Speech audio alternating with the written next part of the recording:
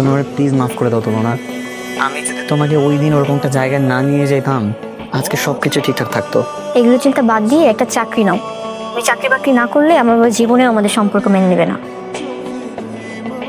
বাবা, হ্যালো তুলনা, একটু কথা বলতে দেন না ওর সাথে আমারে।